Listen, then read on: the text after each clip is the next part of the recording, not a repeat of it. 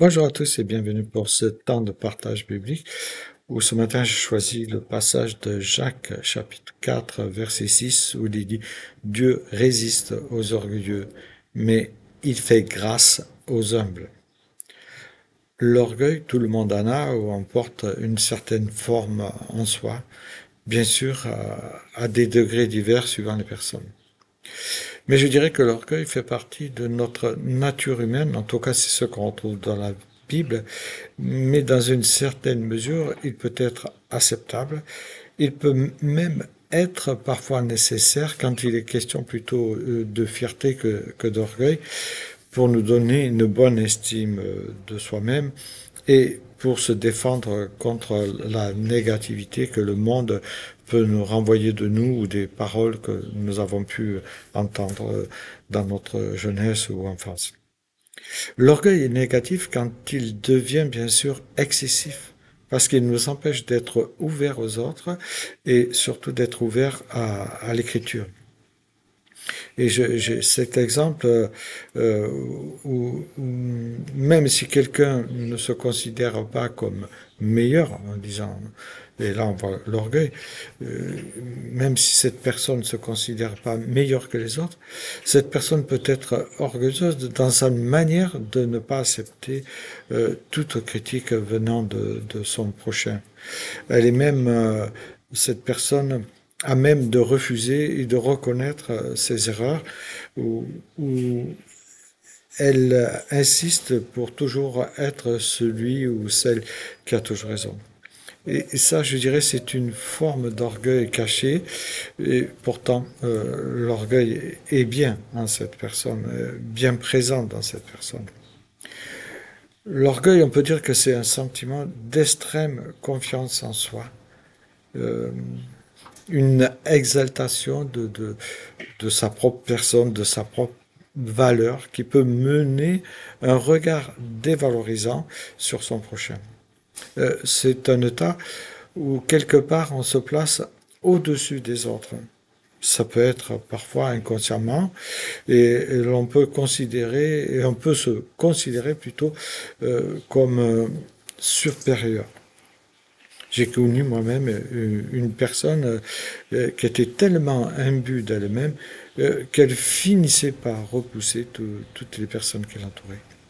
Elle avait un besoin constant de se mettre en avant, un besoin constant de se vanter, et cela la rendait insupportable. Et au final, bien sûr, elle se retrouvait seule, sans véritable ami.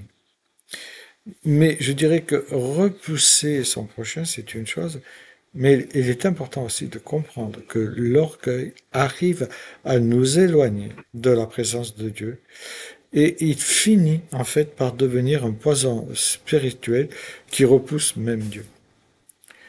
L'orgueil est considéré, on le voit en lisant la Bible, comme un obstacle à la relation, à une relation saine avec notre Créateur.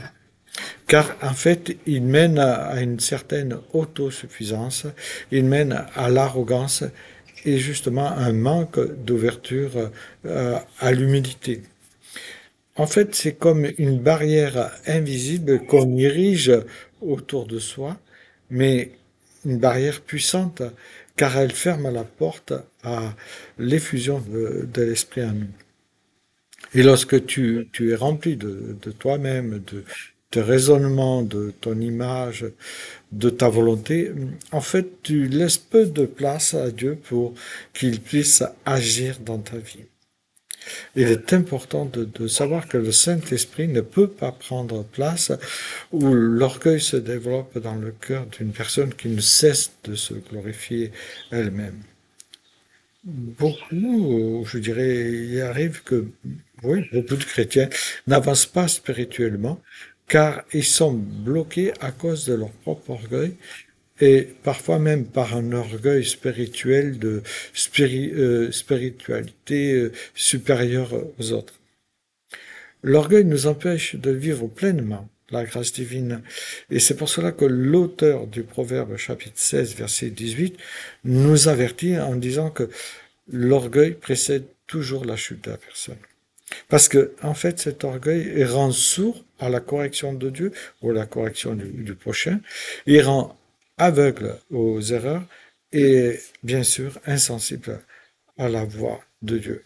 Et c'est pour ça que le proverbe dit l'arrogance précède à la ruine et l'orgueil précède à la chute. Il est juste de dire que l'Écriture nous rappelle que le ciel, malheureusement, entre guillemets, est fermé pour tous ceux qui refusent de s'humilier. Mais la bonne nouvelle, c'est que Dieu attend toujours celui qui est prêt à se repentir en toute sincérité. Quand l'orgueil part de la vie d'une personne, alors Dieu peut envoyer son esprit pour que son esprit prenne place en nous.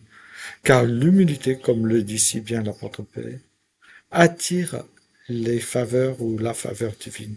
C'est pour cela qu'il dit, humiliez-vous donc sous la puissante main de Dieu, afin qu'il vous élève au temps convenable. 1 Pierre 5, 6.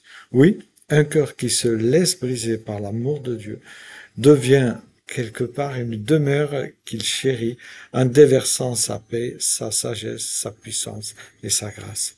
Alors, si tu désires voir la gloire de Dieu dans ta vie, commence par t'abaisser devant lui. N'oublie pas, plus tu descends et plus Dieu saura t'élever. Bonne journée à chacun.